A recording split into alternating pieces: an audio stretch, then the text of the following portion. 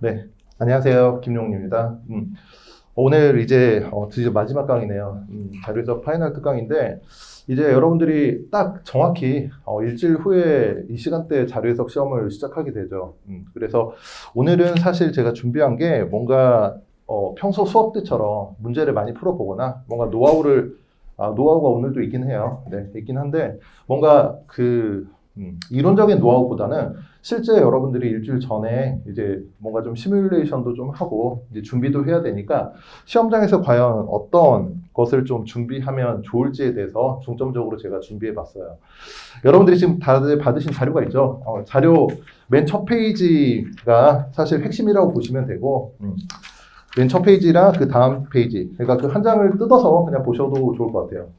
나머지 두 번째 장부터는 쭉 제가 기출문제를 가지고 왔는데 이건 오늘 제가 그냥 여러분들하고 참고하면서 볼 자료라고 보시면 돼요. 그래서 여러분들이 이제 시험 일주일 전이니까 이걸 어떻게 좀 마무리할지에 대해서 오늘 중점적으로 볼 텐데 이제 시험이 얼마 남지 않아서 좀 긴장도 되시죠?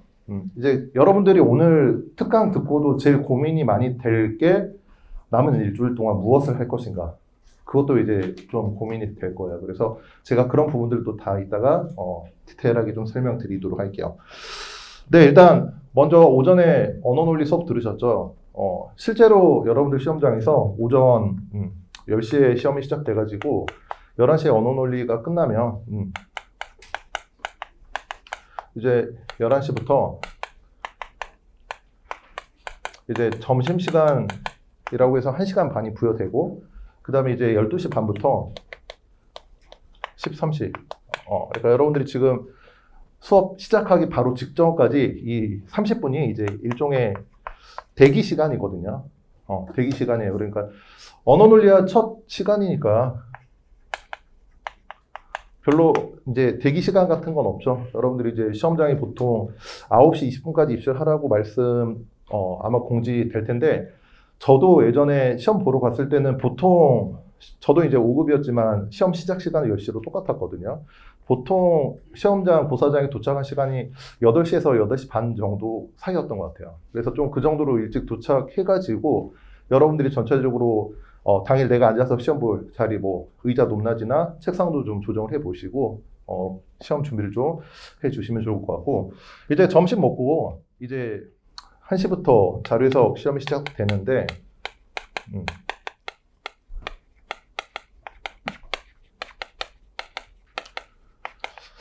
이제 기본적으로 여러분들이 연습을 많이 했기 때문에 체력은 충분하죠. 그렇죠? 그러니까 오전 10시부터 오후 4시까지 집중력을 가질 체력이 이제 충분하잖아요. 많이 연습해가지고. 그렇죠? 남은 일주일 동안은 그것도 좀 신경을 쓰셔야 돼요. 본인의 페이스 관리. 그러니까 그런 거 있잖아요. 준비만 열심히 하다가 막상 당일 컨디션이 무너져가지고 잘 못 본다거나 아프다거나 이제 그런 일이 절대 없어야 되니까 혹시 이제 제가 수업 때도 많이 말씀드렸지만 수면 시간이 불규칙하거나 내 하루 루틴이 불규칙하신 분들은 지금 딱 일주일이라도 시험 날과 동일하게 맞춰서 가시는 게 좋아요. 그래서 저희가 오늘 특강 기획한 것도 그런 의도거든요. 오전에 언어, 오후 자료 상황 이렇게 준비하기로. 네, 그래서 이 본 시험 시작 전에 이때 여러분들 아무것도 못 하거든요.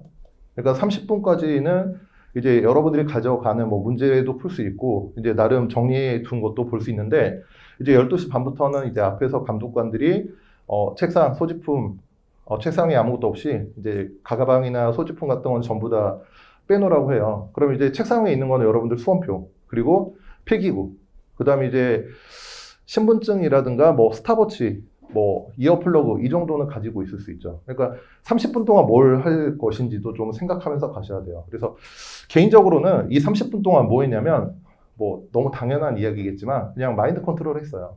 마인드 컨트롤. 제가 이제 오늘 이걸 먼저 말씀드리면서 스타트한 이유가 뭐냐면 제 경험담을 좀 말씀드리면 솔직히 저는 좀 착각을 했어요. 처음에 공부를 시작할 때 저는 이 필세 시험을 되게 잘하는 사람인 줄 알았거든요. 근데 막상 해보고 나니까 그렇진 않더라고요.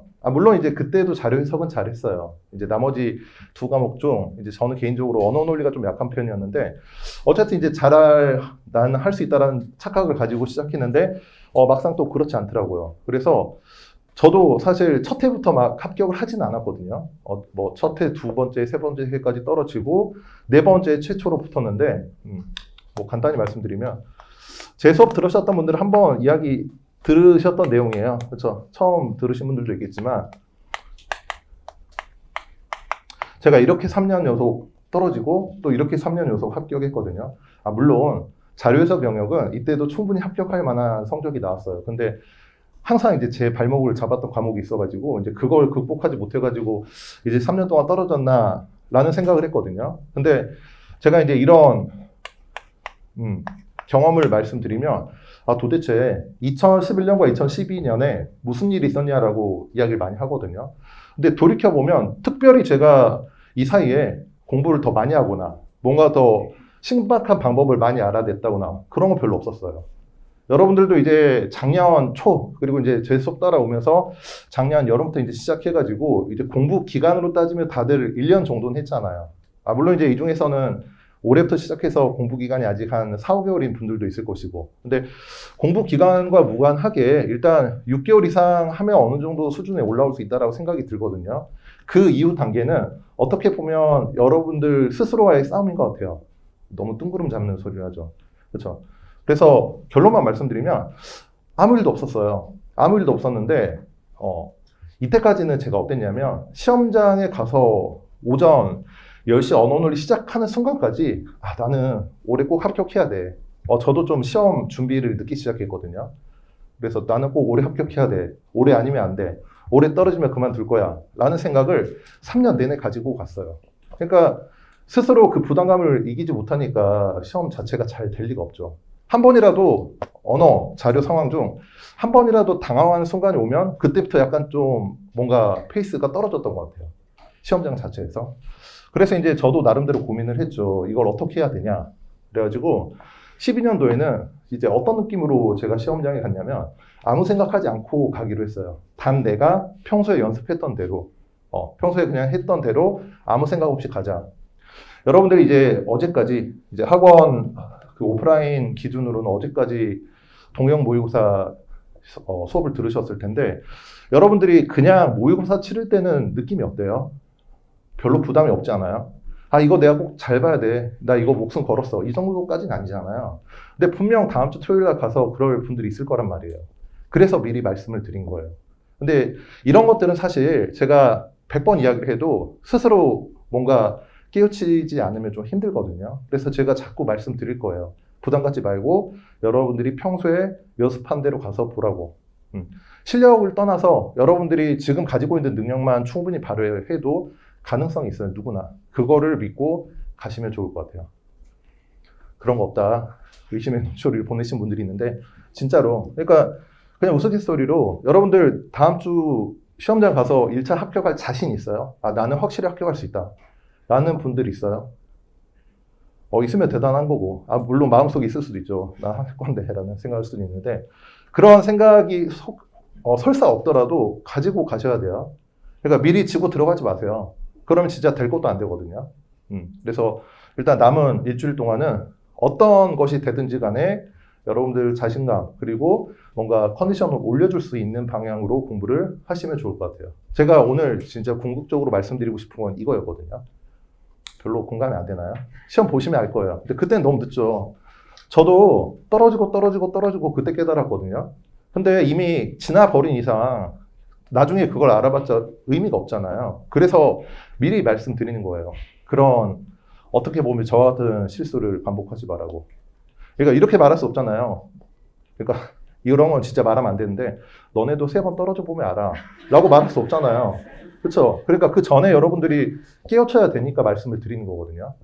근데 또 이렇게 해도 저거는 저 사람 이야기고 나는 달라라고 하신 분은 있을 텐데 그럼 진짜 할 수 없지만 일단 제가 말씀드리고 싶은 것은 최대한 마음 편안히 지금까지 했던 대로 부담 없이 가져가시면 좋을 것 같아요. 그러니까 내가 올해 꼭 합격해야 된다. 나 올해 마지막이다. 올해 떨어지면 그만할 거야. 이런 생각 하지 마시고 최대한 여러분들이 지금까지 잘 준비했던 거를 가지고 가시면 좋을 것 같아요. 네, 오늘 제가 나눠드린 자료는 이제 원래는 그 딱 앞 페이지와 뒷 페이지 딱 한 장만 드리려고 했어요.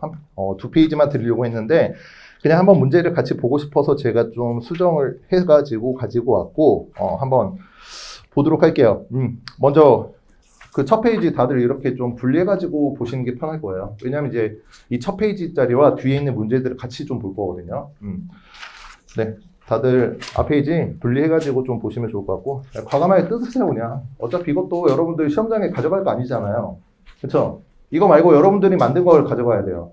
이건 제가 만든 거거든요. 이제 저만의 어떻게 보면 노하우라고 볼 수 있으니까 여러분들만의 자료를 가져가면 좋을 것 같고 네, 지금 실시간으로 보고 계신 분도 또 미리 자료 준비를 다 해가지고 보시는 게 좋을 것 같고 저는 그래도 자료가 적은 편이죠.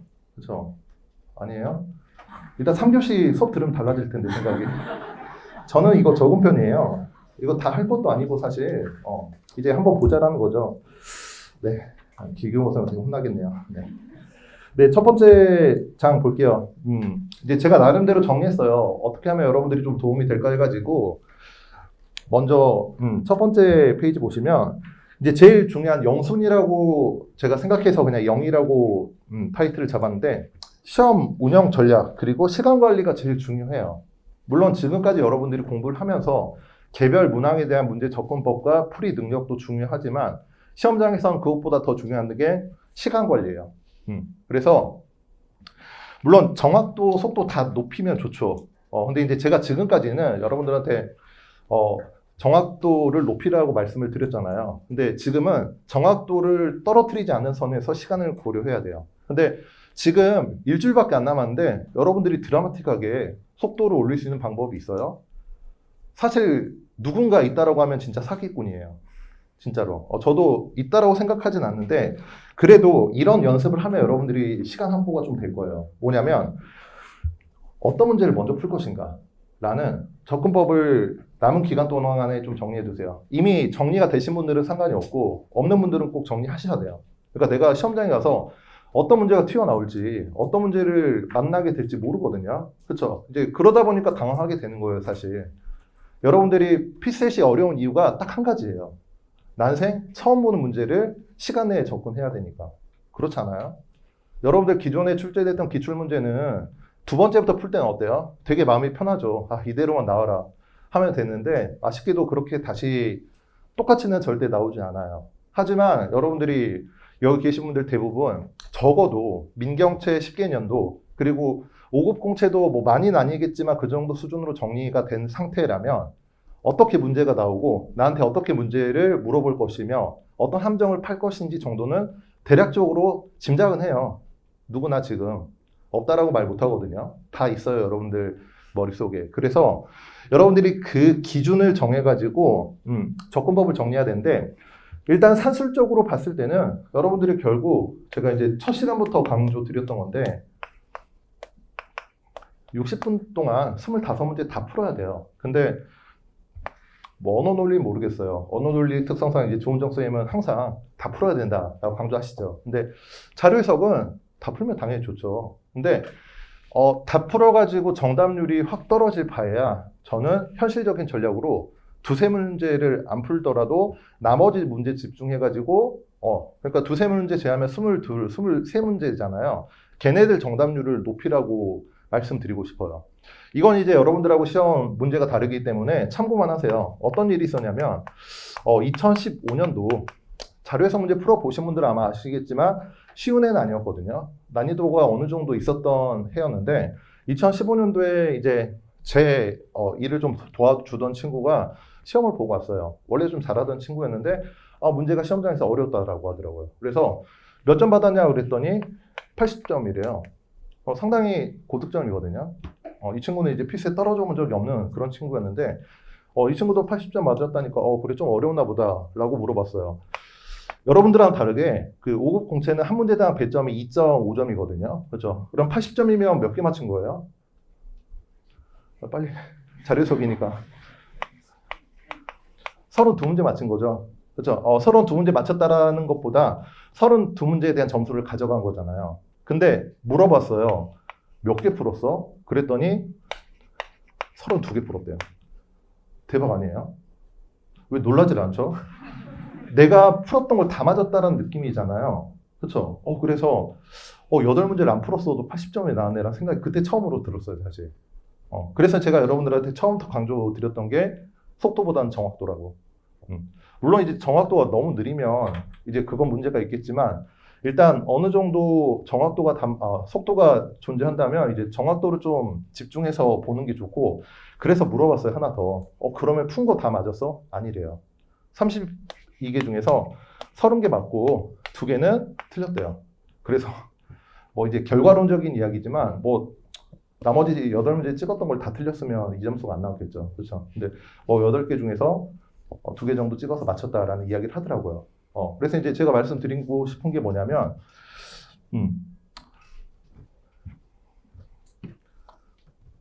자신 있으신 분들은, 그리고 나는 자료 해석이 전략 과목이다. 그리고 평소에도, 제가 기준을 정해 드릴게요, 오늘은. 평소에 내가 5급 공채 문제를 푸는데, 75점 이상 꾸준히 나온다. 사실 좀 어렵죠. 그렇죠? 75점이면 몇 개 맞춰야 돼요? 20문제 기준으로 15개 이상 맞춰야 되거든요. 사실 좀 어려워요. 그러니까 16번부터 20, 36부터 40 빼고 다 맞춰야 되는 수준의 난이도니까 물론 이제 열심히 하셨다면 충분히 할 수 있는 점수대예요. 그리고 이제 여러분들이 해커스 동형 모의고사 봤잖아요. 동형 모의고사 풀었는데 나는 매 시간마다 22개 이상은 맞췄다 라고 하신 분들은 다 풀어야죠. 이 정도 실력이라면 제가 보기에는 올해 시험 난이도를 제가 쉽게 함부로 예측하기 힘들지만 다 풀 수 있는 실력이 되는 점수대라고 보시면 돼요. 네, 높아요 너무. 말도 안 되는 점수예요. 할 수 있어요, 여러분들도. 할 수 있어요. 그래서 이거라면 다 풀고 혹시나 100점을 도전해 볼 만한 그게 되겠지만 현실적으로 내가 안 된다면 아까 말씀드렸듯이 2-3문제를 덜 풀더라도 나머지 22문제에서 23문제 이거 맞추면 그래도 자료 해석에서 88점 또는 92점 산술적으로 가능한 점수거든요. 그렇지 않아요? 여러분들이 올해 자료 해석을 92점 받았어요. 그러면 언어나 상황이 하나 빵꾸가 나지 않는 이상 이거 가지고 떨어진다라고 생각하진 않을 거 아니에요. 그렇죠? 그래서 그런 부분들을 좀 더 신경을 써주시면 좋을 것 같아요. 어떤 의미인지 아시겠죠? 제가 수업 시간에 매번 말씀드렸던 거니까. 그래서 이제 산술적으로 모든 문제를 2분에서 2.4분대. 그러니까 여러분들이 뭐 왔다 갔다 좀 시험지 넘기고 그다음에 이제 답안 마킹하는 시간까지 고려하면 2분이 기준이에요. 2분. 2분이 기준이라서 제가 이제 턴 관리를 하라고 여러 번 말씀드렸죠. 총 3개 턴을 기준으로 했을 때 이제 동형 모의고사 기간에도 이제 질문을 많이 하셨는데 첫 턴의 기준은 뭐예요? 내가 풀 수 있는 문제? 아니에요. 여러 번 말씀드렸죠. 내가 풀 수 있으면서 동시에 2분 이내에 떨어지는 문제가 돼야 돼요. 근데 솔직히 내가 그 문제를 풀기 전에는 이거 잘 모르거든요. 근데 그래도 여러분들이 지금까지 어느 정도 공부를 하고 기출문제를 풀어보셨다면 이런 식으로 나오면 그래도 쉽게 잘 풀리네 라는 문제들이 있죠. 누구나 있어요. 적어도 한 문제는 있을 거 아니에요. 걔네들부터 푸시면 돼요. 쉽게 말씀드리면. 그래서 이 첫 턴에 투자하는 시간이 얼마나 걸리냐라는 것은 사실 의미가 없고 25문제를 다 첫 턴에 풀었다. 그러면 50분 내에 푸시면 돼요. 근데 현실적으로 그게 어렵잖아요. 그래서 여러분들이 첫 턴에 풀었던 문제에다가 2분 이내 투자해야 되니까 2분 정도 썼다라고 가정하고 사람이니까 오차가 생길 수 있죠. 거기서 플러스 5분까지는 내가 시간 관리를 잘 했구나라고 생각하시면 돼요. 그래서 만약에 여러분들이 첫 턴에 다 제끼고 15문제 풀었다. 그러면 여러분들이 시간을 체크했을 때 30분에서 35분 정도 걸렸다라고 하면 굉장히 성공적으로 시간 관리를 한 거죠. 근데 만약에 15문제 풀었는데 시간이 45분이 지난 거예요. 어떻게 해야 돼요? 이 교시 끝나고 집에 가면 안 돼요. 그렇죠? 이제 이 정도 상황이 되면 이제 전략적으로 남은 문제 중에서 내가 최대한 맞출 수 있는 문제 맞추고 어떻게 하시면 돼요? 상황 판단 이제 100점 맞으러 가자라고 하시면 돼요. 그러니까 여러분들이 지금 웃으시지만 그런 상황이 되지 않기 위해서는 시간 관리가 그 정도로 중요하다라는 이야기예요. 왜냐면 이제 잘 들어보세요. 여러분들이 물론 이제 여기 계신 분들은 다 잘할 거라고 제가 장담하거든요. 근데 내가 스스로 실제 나오는 점수 때보다 스스로 평가했죠. 자기 평가가 낮으신 분들은 자신감도 좀 떨어지고 내가 이 문제를 풀 수 있을까? 또는 어떤 문제가 발생하냐면 내가 문제를 풀 때 한 문제라도 놓치지 않으려고 하는 이제 그런 성향을 가지신 분들이 있어요. 그러니까 그게 내가 잘 못한다라고 생각하니까 한 문제라고도 놓칠 수 없으니까 개별 문항 한 문제 한 문제에 좀 집중하신 분들이 많거든요.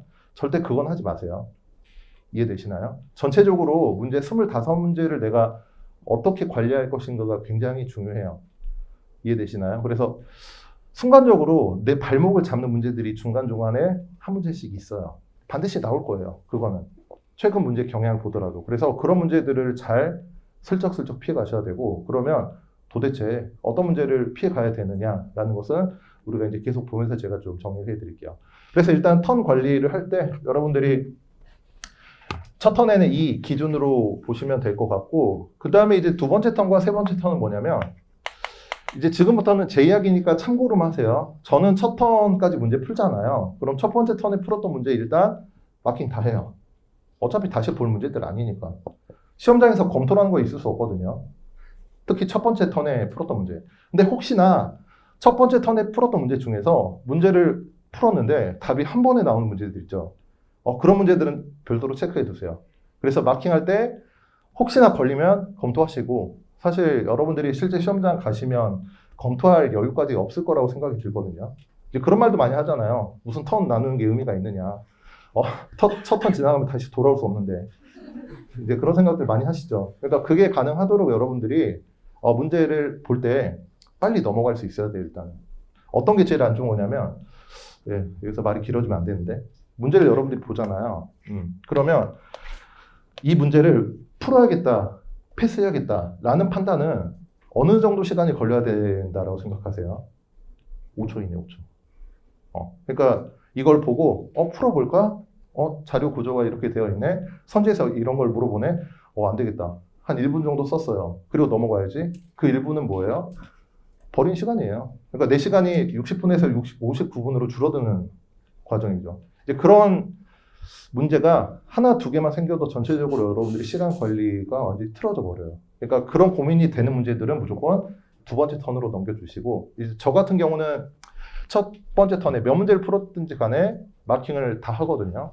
참고로 제가 2017부터 2019년도까지 5급 공채 시험장 가서 시험을 보고 왔어요. 시간 관리 한번 해보려고. 근데 이때는 솔직히 최근인데도 사실 기억이 좀 잘 안 나고, 17년도랑 18년도는 제가 강의 목적으로 체크를 시간 다 했거든요. 근데 2017년도에는 첫 턴에 풀었던 문제가 30문제가 넘었던 것 같아요. 문제가 어렵지 않았거든요. 근데 2018년도에는 첫 턴에 풀었던 문제가 23문제, 24문제 정도밖에 안 됐어요. 그러면 제 기준에서 여기는 성공하고 여기는 실패한 시험일까요? 아니에요. 점수는 거의 비슷하게 나왔어요. 대신 시간을 제가 이때는 거의 한 60분에서 70분 사이를 투자했던 것 같고, 이때는 제가 시간을 50분을 넘기지 않았어요. 그러니까 시험이 어렵게 나올수록 그 판단을 더 확실히 해야 돼요. 넘어가야겠다, 풀어야겠다. 네, 제 말에 반응한 건 아니죠? 네. 네, 그래서 저는 첫 번째 턴에 다 풀고 일단 마킹하고, 두 번째 턴은 언제까지 하냐면 앞에서 감독관이 이야기 해줄 거예요. 만약에 이야기 안 해준다면 여러분들이 스스로 시간 체크해야 돼요. 종료 10분 전. 10분 전까지. 제가 동영 모의고사 때는 이제 오프라인 강의 시간에 제가 와서 시간 체크 다 해드렸잖아요. 5분 전까지 하고, 그러면서 이제 감독관이 앞에서 10분 전임 남았습니다라고 하면 저는 이제 그때부터 두 번째 턴에 풀었던 문제 다 마킹해요. 그러면 사실 시간 관리를 잘했다면 남은 10분 동안 내가 세 번째 턴에 풀어야 될 문제가 3문제 정도 남았다면 굉장히 성공적이에요. 그러니까 두 번째 턴까지, 즉 시험 시작해서 50분 동안 20문제에서 25문제에서 22문제 정도는 풀어야 돼요. 물론 이제 시험 난이도가 너무 거의 5급 수준으로 나온다면 이게 힘들 수도 있거든요. 근데 기존에 나왔던 민경채 그리고 5급 공채 난이도를 고려하면 제가 보기에는 이 정도로 하면 여러분들이 일단 성공적이라고 생각을 해도 될 것 같아요. 네, 그래서 일단 턴 관리를 좀 해야 된다는 거고, 그러면 이제 이게 중요해요. 거기 보시면 이제 첫 시험이기 때문에 난이도 예측이 쉽지 않아요. 그렇죠? 뭐 민경채 수준으로 쉽게 나올 수도 있고, 또는 5급 공채처럼 아주 좀 까다롭게 나올 수도 있고, 그리고 이제 참고가 개인적으로는 될지 모르겠는데 작년 말에 나왔던 모의평가 문제 있죠. 저는 그렇게 나오진 않으리라고 개인적으로 생각은 하거든요. 근거가 있어요. 지금까지 5급도 그렇고 민경채도 그렇고 본 시험 직전에 모의평가를 다 치렀거든요. 근데 모의평가 문제 자체가 본 시험하고 많이 좀 달랐어요, 느낌이. 그래서 그걸 기준으로 본다면 모의평가처럼 너무 그렇게 세세하게 계산을 묻고 까다롭게 하는 문제 비중이 그렇게 높지 않으리라고 생각을 하는데, 물론 이제 정확한 거는 저도 모르죠. 저도 모르지만 그래도 모의평가 수준은 아닐 거라고 생각을 해요. 어떻게 보면 5급보다는 모의평가 문제가 좀 더 까다롭거든요. 문제 접근하는 것 자체가. 그래서 난이도 예측이 쉽지 않은 상황을 고려하면 일단 첫 번째로 저는 이제 이 세 가지를 기준으로 삼아요, 항상. 무조건 첫 턴에 풀지 않아야 될 문제는 자료 구조가 복잡해가지고 시간이 오래 걸릴 것 같은 문제. 그런 거 여러분들 다들 아시죠? 그렇죠? 딱 봐도 자료량이 너무 많아. 그리고 이제 무슨 조건, 규칙을 줬어. 그리고 자꾸 뭘 계산하래. 이런 문제 넘어가시면 되고. 두 번째, 두 번째 방금 말씀드렸죠. 조건이나 규칙을 위해서 계산을 요구하는 고난도 문제. 그리고 이제 세 번째가 중요해요. 세 번째 문제는 이제 자꾸 여러분들을 꼬셔요. 호기심을 자극하죠. 봤는데, 기존에 본 적이 없는 처음 본 문제예요. 되게 새롭다. 어떻게 생각하시면 돼요? 스무스하게 넘어가시면 돼요. 호기심을 갖지 마세요. 여러분들이 평소에 풀었던 패턴대로 하셔야 돼요, 항상. 이건 좀 다른 이야기지만, 여러분들이 시험장에 가면 나도 모르게 기존에 하지 않았던 행동을 하는 분들이 종종 있거든요. 정말 위험해요. 정말. 그러니까 평소에 여러분들이 했던 대로 문제를 푸는 연습대로 그대로 해야 되지. 그러니까 이런 거죠. 1번부터 10번, 11번부터 20번이 여러분들의 체크형이 바뀌면 문제 구성이 똑같잖아요. 그래서 나는 평소에 그렇게 연습하지 않았는데 1번부터 5번을 풀고 바로 11번으로 넘어가야겠다. 그렇게 할 수도 있거든요. 근데 그런 것조차도 여러분들이 미리 연습을 해야 돼요. 무슨 말인지 되시죠? 네, 그래서 이런 문제가 보인다면, 그리고 사실 여러분들이 문제 보는 성관이 없지 않아요. 지금 수준에서는 어느 정도 문제를 많이 풀었기 때문에 딱 보는 순간 되게 느낌이 쎄한 애들 있죠? 없어요? 있을 건데. 네, 그런 문제들 일단 넘어가 주세요. 그러니까 첫 턴에 이거 풀어볼까? 라는 고민이 된다면 무조건 넘어가야 돼요. 그러니까 첫 턴에서는 여러분들이 확신을 가져야 2분 내에 풀 수 있어요. 어떤 느낌인지 아시겠죠? 그것만 좀 잘 지켜주시면 제가 아까 처음에 말씀드렸던 시간 관리를 하는 데 좀 도움이 되리라 생각이 되고, 네, 그 다음에 두 번째부터는 제가 이제 드렸던 자료랑 같이 한번 볼게요. 오늘은 특별히 문제를 푼다기보다는 전체적인 문제의 느낌을 좀 보려고 하는데, 제가 민경채 문제를 가지고 올까 하다가 민경채 문제는 다들 한 번씩 다 풀어보셨을 것이고 눈에 너무 익었던 문제들이라 제가 5급 문제 위주로 가지고 왔거든요. 물론 문제를 풀 건 아니라서 여러분들이 너무 어렵게 생각하지 않으셔도 되는데, 첫 번째 문제에 들어가서 자료 분석 전 또는 선택지 확인하기 전에 어떤 걸 해주셔야 되냐면, 제가 이제 그렇게 첫 번째 이야기했죠. 여러분들이 저한테 상담하러 오면 제일 많이 하는 실수가 뭔지 아세요? 옳은 것, 옳지 않은 것. OX를 착각해가지고 틀린 실수를 제일 많이 하고, 걔는 진짜 초보자 실수예요. 여러분들이 사실 지금 단계라면 절대 해서는 안 될 실수거든요. 그러니까 그게 제일 억울한 것 같아요, 제가 생각하기에는. 문제를 다 풀어놓고 잘못 봐가지고 틀리는 거니까. 그러니까 그건 있으면 안 돼요. 제가 다른 실수는 이렇게 말씀을 드렸어요. 사람이니까 실수 하나 정도 할 수 있다. 근데 이거는 실수가 아니에요. 이거는 평소 여러분들 습관이거든요. 그래서 제가 기출 자료에 표시해 드렸던 대로 제가 이제 보여드릴 기회가 없었는데, 저도 최근에 시험 보고 왔을 때, 그리고 저 예전에 수험생활 했을 때 시험지 보면 전부 다 이런 표시가 돼 있어요. 옳은 것, 옳은 것, 옳지 않은 것, 옳지 않는 것. 이걸 왜 하냐면, 여러분들이 지금 보는 종이 사이즈가 A4잖아요. 실제 시험장은 정확히 말씀드리면 B4보다 살짝 크거든요. A4랑 그 B4랑 A3 중간 정도 사이즈예요. 흔히 말하는 이제 시험지 사이즈인데 시험지가 커가지고 옳은 거 찾으라고 또는 옳지 않은 거 찾으라고 내려와서 문제 풀다가 까먹어요. 그런 경험 있으신 분들도 있을 거예요. 그렇죠? 그래서 그 보기 있죠. 또는 선택지 있죠. 걔네들 주변에다 표시를 해놓으세요. 까먹지 않도록. 그리고 이제 이런 실수하시면 안 돼요. 만약에 이제 옳은 거 찾아라, 부합하는 거 찾아라 이런 건 잘 실수하지 않는데 옳지 않는 거, 부합하지 않는 거 찾으라고 하면 잘 보세요. 기억을 봤더니 이게 맞는 말이에요. 그러면 맞는 말이니까 동그라미를 쳐야 돼요. 옳은 것을, 옳지 않은 것을 찾으라고 했으니까 답이 아니니까 X를 쳐야 돼요. 이걸 잘 하셔야 돼요. 저는 무조건 기준이 옳은 것, 옳지 않은 것이거든요. 그래서 옳지 않은 거 찾으라고 했는데 기억 보니까 맞아. 그러면 얘는 답에서 지우시면 돼요. 어떤 의미인지 이해되시죠? 그래서 이걸 좀 확실하게 해두시고 그래서 첫 번째 1쪽 보시면 옳은 것, 실제로 저 그렇게 표시해요. 아래쪽에 보기, 옆에다가 동그라미를 치든지 아니면 선택지 1, 2, 3, 4 앞에다가 표시를 하든지. 그래서 내가 지금 옳은 것을 찾는 거구나. 또는 오른쪽에 2번처럼 옳지 않은 것을 찾는 거구나 라고 표시를 꼭 해두셔야 돼요. 특히 문제가 길수록 여러분들이 이 실수를 할 가능성이 높아요. 그래서 지금 여기 듣는 분들은 제발 이거를 하지 마시라고 제가 일부러 마지막에 강조 드린 거니까 네, 꼭 체크를 해두세요. 네, 그 다음에 이제 두 번째 기출 자료도 넘어갈게요. 네, 1번의 두 번째 방가로 보시면 나란히 놓고 보시면 돼요. 문제에서 단순히 옳은 것이나 옳지 않은 것 이외에 추가적인 정보가 주어진 경우에도 반드시 체크하고 특히 이제 제 기준으로는 문제가 4줄 이상이라고 말씀을 드리는데 문제가 쓸데없이 길어도 좀 체크를 해두시면 좋아요.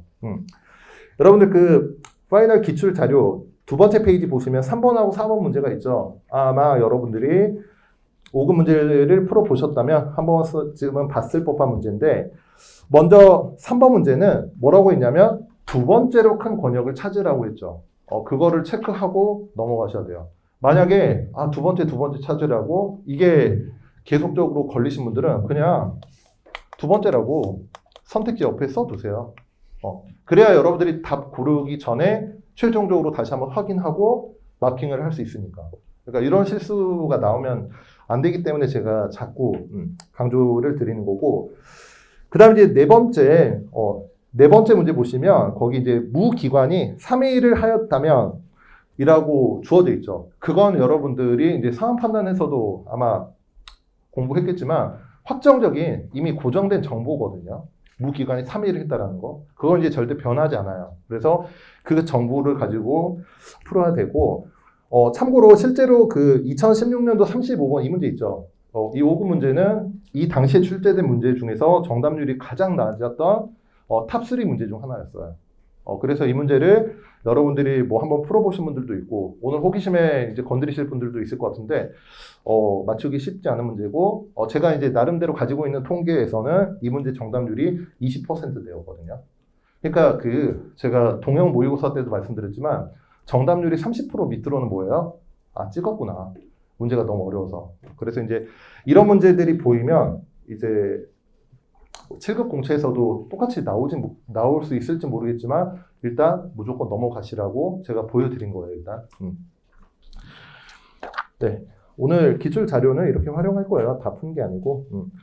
네, 그 다음에 이제 두 번째 2번 보시면 각 주에서 새로운 정보가 주어지는 경우가 있죠. 제가 입문 강의 그리고 기본 강의 때부터 각 주의 중요성에 대해서는 여러 번 말씀드렸고 1번 볼게요. 수식이 주어진 경우에는 먼저 자료, 그러니까 표나 그림 보고서에 직접적으로 제시된 항목인지 무엇인지 체크한 다음에 직접적으로 제시된 항목을 묻는 선지부터 검토하자라는 거예요. 이게 무슨 말이냐면 기출자료 3페이지 5번 문제 보시겠어요? 5번 문제 보시면 그림의 제목이 뭐예요? 물론 이제 저도 이 문제 풀기 전까지는 전방 연관성, 후방 연관성 이런 말을 저도 처음 들어요. 저조차도. 근데 그것보다는 일단 타 지역 전방이다, 타 지역 후방이다 라는 것을 체크해 두시고 아래쪽으로 내려가서 각주 1번의 설명이 있지만 각주 2번과 3번에 그 타 지역의 전방, 후방 연관성이 있잖아요. 거기에 체크를 해두시면 돼요. 일단 체크해 두시고 그러면 그림에 X축과 Y축 보시면 그냥 전방 연관성, 후방 연관성이라고만 주어져 있잖아요. 그렇죠? 그래서 좀 헷갈리겠는데 그렇다면 여러분들은 보기에서 어떤 것부터 봐야 되느냐? 제가 거기 볼드 처리해 드렸지만 기억, 리을부터 보시는 게 낫죠. 왜냐하면 그거는 우리가 그림에서 직접적으로 확인을 할 수 있는 정보니까. 어떤 의미인지 아시겠죠? 그래서 언어 논리와 다르게 자료 해석은 문제를 완벽하게 이해하지 않더라도 구조적인 부분만 여러분들이 체크한다면 다 풀 수 있어요. 어떤 느낌인지 아시겠죠? 네, 그래서 일단은 주어진 항목을 먼저 찾아가서 접근하자라고 제가 좀 정리해 드리겠고, 그 다음에 이제, 두 번째, 제가 거기 7번 문제가 잘렸네요. 일단은 볼게요. 네, 6번 보시면 돼요. 일단 그 2-2를 보시면, 네, 분수 형태의 각주가 주어진 경우, 분모호는 분자에 공통으로 들어간 요소를 반드시 체크해야 분수식 자체가 이해가 되지 않는 경우에도 여러분들이 그것만 제대로 한다면 문제 접근이 원활해지는데 그 3쪽에 그 6번 문제라고 돼 있고 아래쪽에 또 7번이라고 돼 있죠. 그냥 한 문제짜리예요. 한 문제. 위에는 그냥 설명이고 6, 7번 두 문제가 아니고 그거 그냥 한 문제라고 생각하시면 되는데 그 여러분들이 표 그림 보시면 네, 기출자료 3페이지 오른쪽이에요. 그 표가 3개 주어져 있고 그림이 하나 주어져 있잖아요. 이 문제 풀어보신 분들도 있겠지만 제가 시간을 한 20초만 드려볼 테니까 그림, 표 1, 표 2, 표 3이 어떤 관련성이 있고 그 다음에 표 2, 표 3에 각주가 주어져 있죠. 그걸 한번 전반적으로 한번 훑어보세요. 시간을 조금만 드려볼게요.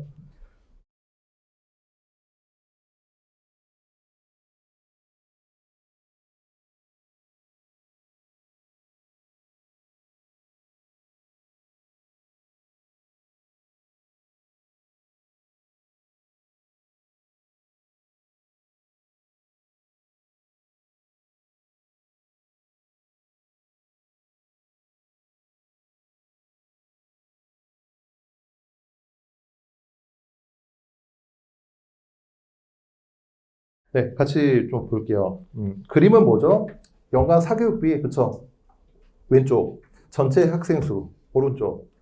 왼쪽, 오른쪽 기준이 뭐예요? 단위 보시면 돼요, 단위. 그쵸?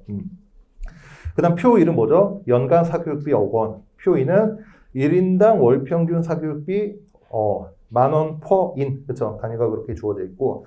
표 3은 사교육 참여율이라고 돼 있죠. 그래서 전체적으로 이제 사교육에 관한 자료인데, 한번 생각만 해볼게요. 아래쪽 문제 7번이라고 되어 있는 위 자료와 아래 표사가 지금 제가 가지고 편집하다가 빼먹었는데 근데 일단 그 문제 생각하지 않고 여기를 볼게요.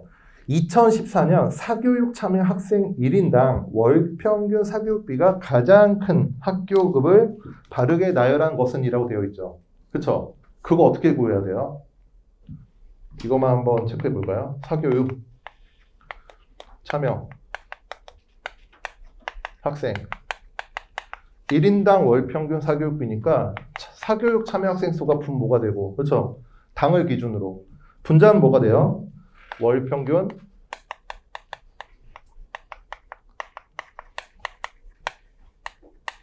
사교육비가 돼요. 그렇죠?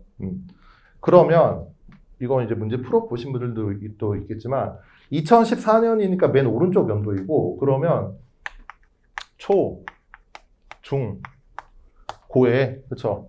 사교육 참여 1인당 그렇죠? 월 평균 사교육비를 도출해야 되는데 어떻게 식을 구성해야 돼요? 그게 이제 이 문제거든요. 이 식을 어떻게 나타낼 것인지. 그래서 뭐 여러분들한테 풀어보라 말씀드리면 스트레스니까 그거보다 거기 보시면 제가 체크를 다 해놨잖아요. 표 2 하단의 각주, 표 3 하단의 각주를 보시면 분모가 학교 급별이라고 되어 있지만 전체 학생 수로 공통이에요. 그렇죠? 그러니까 여러분들이 뭐 월평균 사교육비다, 사교육 참여율이다 라는 의미를 모르더라도 분모가 일단 같네. 그 점에 주목해서 문제 들어가시면 돼요. 일단. 네, 그래서 분모를 제외하면 표 2의 각주와 표 3의 각주가 각각 사교육 참여 학생 수, 월 평균 사교육비라고 되어 있지만 그 연간 사교육비를 12로 나누면 월 평균 사교육비가 되겠죠. 그렇죠? 결론이 뭐냐면 얘네는 표 3의 각주 분의 표 2의 각주로 도출이 가능해요. 네, 그래서 간단히 정리해 드리자면, 그렇죠? 간단히 정리해 드리자면 여기는 이렇게 되고, 어차피 만약에 분수 비교만 한다라고 하면 이렇게 보시면 되겠죠. 그렇죠? 이렇게 봐가지고 누가 사교육비가 더 크다, 작다라는 것을 여러분들이 판단할 수 있을 것 같아요.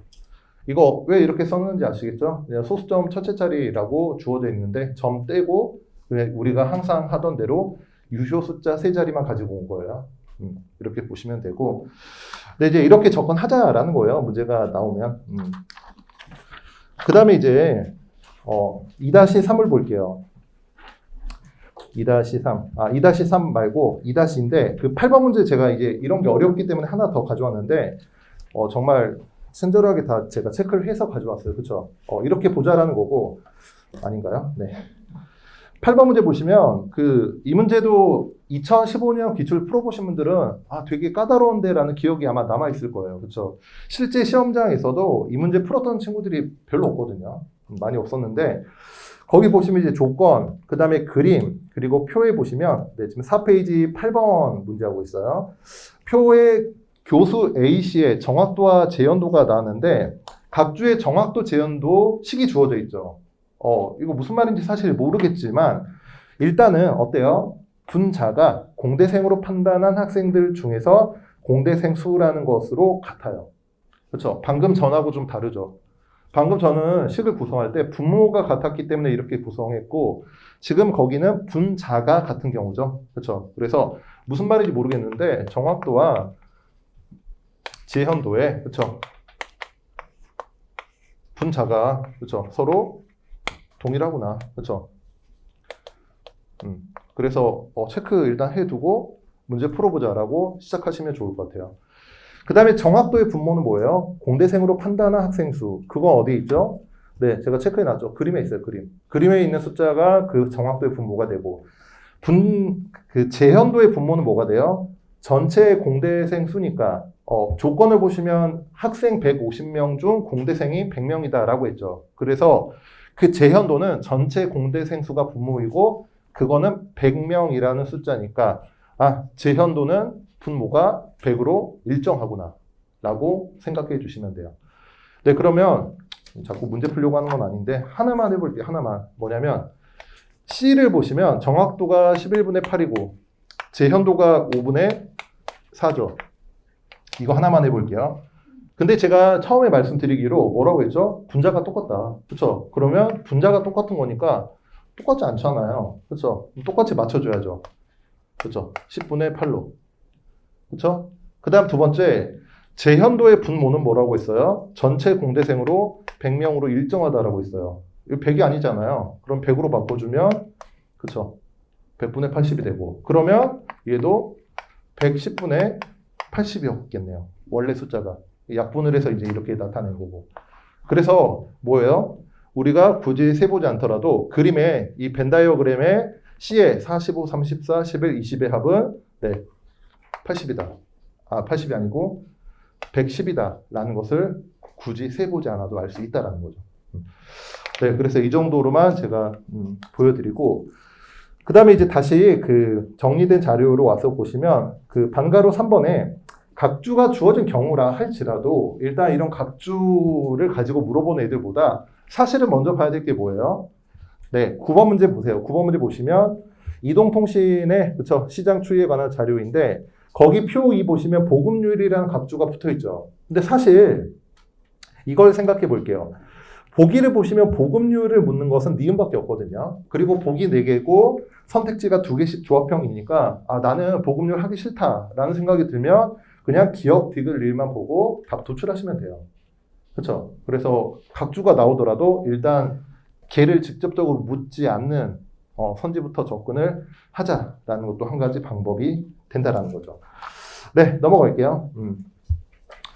그 다음에 이제, 그 2-4를 보시면, 네, 정리된 자료 2-4를 보시면 각 주의 구조 파악이 아닌 해석 자체가 중요한 문제도 종종 출제돼요. 뭐 자주 출제되진 않지만 아마 여러분들이 이 문제 풀 때 좀 어려우셨을 것 같은데, 네, 기출자료 10번 문제 잠깐 볼까요?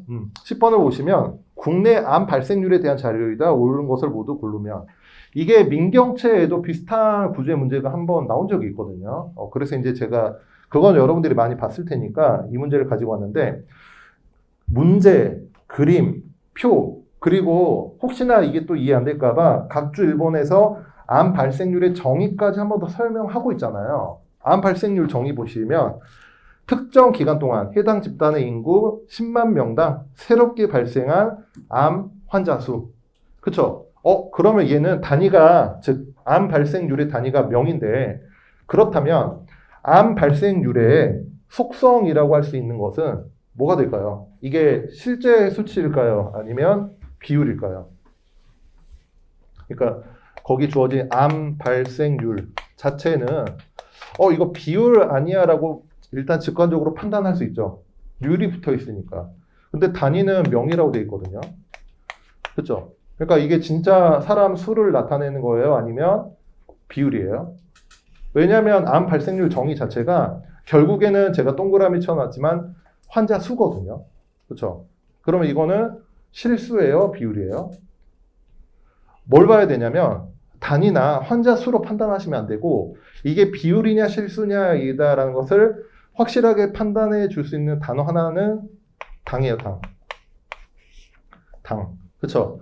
인구 10만 명당 환자 수의 비율인 거죠. 그렇죠? 그래서 얘네 본질은 비율이구나. 그렇죠? 제가 기본이론 첫 시간 때 말씀드렸잖아요. 실수이냐 비율이냐라는 것을 판단하는 게 가장 중요하다고. 네, 그러면 볼게요. 보기, 기억, 발생률. 거기 제가 체크한 데만 보시면 돼요. 니은, 발생률. 디귿, 발생률. 무슨 뜻이에요? 기억, 니은, 디귿은 그냥 그림과 표의 수치를 해석하시면 돼요. 근데 리을 보세요. 리을. 2007년 여성 암 환자 중 갑상샘 암 환자의 비율. 얘는 엄밀하게 보면 이 암 발생률 정의와 일치하나요? 아니죠. 그렇죠? 얘는 이제 추가적인 조건이 붙잖아요. 그렇죠? 새롭게 발생한 암 환자 수라는 의미에서 발생률이라는 이름을 붙인 거잖아요. 그렇죠? 그래서 여성 암 환자 중 갑상샘암 환자의 비율은 판단 불가인 거죠. 일단 이렇게 해석하시면 되고, 그 다음에 이제 오른쪽 11번은 그냥 참고로 가지고 왔는데, 그 택시 요금 체계 변화. 이제 택시 안 타보신 분들은 없죠. 그렇죠? 나는 택시 너무 비싸서 안 타봤다 하신 분들은 없을 텐데, 택시 요금 미터기가 올라가면 우리의 가슴도 막 떨리잖아요. 그렇지 않아요? 저도 그래요. 그래서 택시 요금 미터기 여러분들이 아시다시피 어떻게 올라가요? 일단 어느 정도 거리가 지나가면 그때 올라가요. 이게 무슨 뜻이냐면 처음부터 올라가는 게 아니에요. 체계가. 그러니까 뭐랑 여러분들이 비교하시면 되냐면, 예를 들어서 뭐 렌터카를 빌리거나 자전거 같은 거 빌리면 초과 요금 붙을 때 어떻게 붙어요? 1분밖에 안 썼는데 30분 추가 요금 먼저 내야 되죠. 그거랑 좀 달라요, 이게. 무슨 말인지 이해되시나요? 그래서 거기 일단 보면서 좀 말씀드릴게요. 거기 택시 요금은 최초 2km까지 기본 요금과 2km를 초과한 후 기준 거리에 도달할 때마다 매번 100원씩 가산되는 초과 요금의 합이다라고 돼 있죠. 그렇죠? 그래서 한번 생각만 해볼게요. 보기 디귿에서 매년 2.6km를 택시로 1회 이동한다라고 돼 있죠. 그러면 1998년에는 2.6km 이동했다면 택시 요금을 얼마 내야 돼요? 기본 요금은 최초 2km의 기본 요금이니까 2.6km 갔다면 추가로, 그렇죠? 이렇게 정리해 드릴게요, 일단. 그렇죠? 이 요금은 기본 요금이니까, 그렇죠? 2km 내라면 그것만 내면 돼요. 1,000원. 그럼 이제 이게 일종의 초과 거리가 되죠. 그렇죠? 0.6km라고 봐도 되고 아니면 이제 600m라고 봐도 되는데 그러면 제 질문은 이거예요. 1998년에는 초과 요금 기준 거리가 360m라고 돼 있죠. 그렇죠? 그러면 문제에서 그 초과 요금 기준 거리에 도달할 때마다 100원씩이 가산이 되니까 이 2.6km를 이동했다면 기본 요금 1,000원과 1998년도 요금 체계에서 1,000원과 얼마를 더 추가해서 내야 돼요? 얼마를? 360m 이동할 때마다 100원씩 추가로 내는 거니까 600m를 간 거죠. 객관식으로 드릴게요. 100원을 더 내야 돼요? 200원을 더 내야 돼요? 100원만 더 내면 돼요. 그렇죠? 그래서 흔히 여러분들이 생각하는 기본 요금과 초과 요금 체계와 좀 다르다라는 거. 그러니까 택시 탈 때 생각하시면 될 것 같아요. 미터기 올라갈 때 그 요금이 추가적으로 붙는 구조니까. 네, 그래서 그걸 좀 참고 삼아 말씀드리려고 가지고 왔고, 그 다음에 이제 다시 정리 자료로 돌아와서 3번 볼게요. 선택지 혹은 보기의 판단이라고 되어 있는데, 선택지, 그러니까 이제 제가 처음에 0번에서 그 문제를 볼 때 뭐 자료 구조 복잡하거나 조건 계산이거나 처음 보는 심리형의 문제 넘어가자라고 했죠. 그건 이제 문제 수준에서 볼 때이고, 여러분들이 보고 있는 3번 선택지 혹은 보기의 판단은 뭐냐면 그 다음 이야기예요. 여러분들이 문제를 풀기로 결정하고 나서 문제에 들어갔을 때 어떤 선지를 볼 것인지가 문제인데 제가 거기 세 가지 종류로 구분해 봤어요. 일단 임의적으로. 어떻게 되는 거냐면 일단 여러분들이 선지를 딱 봤을 때 이거 무슨 말인지 알아. 그리고 풀 수 있을 것 같아. 라는 선택지가 있겠죠. 그 다음에 이제 두 번째는 이게 무슨 말인지는 알겠는데 이거 하려면 시간이 좀 오래 걸리겠는데? 라는 선택지가 있을 것이고 그 다음에 세 번째 저도 있어요. 딱 봤는데 무슨 소리야. 무슨 말 하는 건지도 모르겠어. 라는 선택지가 있다라고 하면 당연히 1번 빼고는 바로 넘어가야 돼요. 여러분들이 그 문제를 쉽게 좀 풀려면. 네, 그래서 1번 같은 경우도 이제 시간이 좀 적게 걸리는 것도 해야 된다라는 게 이제 제 논지고 네, 그러면 이제 본격적으로 이렇게 선택지 혹은 보기를 판단했을 때 4번 일반형 자료의 해석을 좀 말씀드려 보도록 할게요. 제가 거기 이제 공통점과 차이점을 구분하자라고 했는데 먼저 그 4-1을 보시면 그 첫 페이지 맨 하단이에요. 아직 기출 자료 보지 마시고 그 정리 자료 보시면 첫 번째 거의 대부분 자료 간 항목을 비교하는 것을 묻기 때문에 비교 대상을 명확하게 주는 선지는 시키는 대로 하면 돼요. 그렇죠? 예를 들어서 A랑 B를 비교해라. 또는 2020년에 전년 대비 증가율을 구해봐라. 이런 건 비교적 명확하죠. 그래서 여러분들이 쉽게 할 수 있는데 그거 말고 제가 이제 키워드를 적어놨는데 문제나 선지에서 비교 대상을 정해주지 않은 가장, 매년, 각 또는 각각이라는 표현이 제시된 경우에는 여러분들이 비교 대상부터 명확하게 할 필요가 있어요. 그래서 그 기출 자료 6쪽을 보시면, 그렇죠? 6쪽을 한번 볼까요? 6쪽 보시면 거기 12번, 13번, 14번 문제 있죠? 한번 잠깐 볼게요. 6쪽에 12번 문제 보시면, 네, 연도별 가구당 월 평균 교육비 지출액이 주어져 있고, 거기도 보시면 이제 묻고자 하는 게 뭐예요? 1번에서 매년, 그렇죠? 2번도 가장, 3번도 각각, 그 다음에 5번도 매년. 그래서 사실 저도 모르죠. 답이 어디서 나올지는. 근데 비교 대상 찾는데 시간이 걸린다라는 것을 생각하면 차라리 4번 같은 것을 먼저 하는 게 좋죠. 왜냐하면 전년 대비 증가율을 물어보더라도 2009년이 2008년보다 작다라고 아예 비교 대상을 정해주잖아요. 그렇죠? 그래서 뭔가 실마리가 잡히지 않는다. 또는 내가 그래도 좀 쉽게 해결할 수 있는 것부터 풀어보아야겠다라는 생각이 드시면 매년 가장 각각보다는 그렇죠. 4번과 같은 비교 대상이 명확한 것을 먼저 보시면 되고 그 다음에 아래쪽에 13번을 왜 가져왔냐면 실제로 이 2015년도 6번 문제를 푸신 분들은 아시겠지만 리을에서 그 각을 빼먹어가지고 틀린 분들이 은근히 많았어요.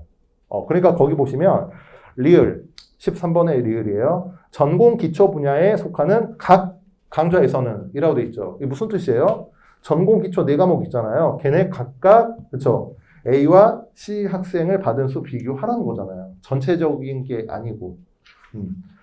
네, 그래서 그걸 좀 조심하시라고 설명을 드렸고, 그 다음에 이제 14번도 마찬가지예요. 14번 문제도 그 리을 보시면 전체 수출액과 전체 수입액 각각에서 일본이 차지한 비중은 매년 60% 이상이다.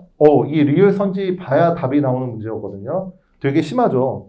그렇지 않아요? 전체 수입액 수출액 각각 그쵸? 일본이 차지한 비중은 매년 60% 이상이니까 실제로 리을을 보려면 여러분들이 표 1과 표 2를 다 봐야 돼요. 너무 많죠. 그때 힌트를 하나 드리자면 제가 수업 때도 몇 번 말씀드렸지만 그 기출에서는 이런 게 많아요. 지금도 여러분들이 보는 표가 숫자가 너무 많잖아요. 그러면 얘가 만약에 틀렸다면 답이 어디서 나올 확률이 높냐면 역순으로 접근하면 이 아래쪽 또는 이 표의 아래쪽에서 걸릴 확률이 높아요. 매번 그렇다라는 건 아니지만. 그래서 한번 이것만 볼까요? 리을 보시면 네, 일본의 비율이 60% 이상이다라고 했는데 표 2에서 1910년, 1909년은 잘 모르겠지만 1908년 보시면 그쵸? 되게 명확해요. 41,025분에 23,982. 네, 숫자 잘 따라오고 있죠? 네, 걔가 60% 넘나요? 어떻게 생각하시면 되냐면 41,625. 얘는 4만보다 큰데 일본은 23,982. 4만의 60%인 24,000보다는 작죠. 그래서 60% 미만이다 라고 하시면 될 것 같아요. 네, 문제를 풀어야 재밌는데 별로 이렇게밖에 안 하니까 재미가 없죠. 네, 그 다음에 이제 정리 자료 두 번째 넘어가서 네, 2번인데 2시간이긴 한데 살짝만 쉬었다 하도록 할까요? 지금 2시 정도 됐으니까 2시 5분에 다시 시작하도록 할게요. 네, 그리고 뭐 쉬는 시간 중간에 질문하러 뭐 오셔도 상관없는데 시간이 많이 없으니까 혹시 궁금한 게 있거나 질문 있으신 분들은 이따 3시에 수업 끝나고 오시면 제가 질문에 답변 드리도록 할게요. 네, 2시 5분에 다시 시작하도록 할게요.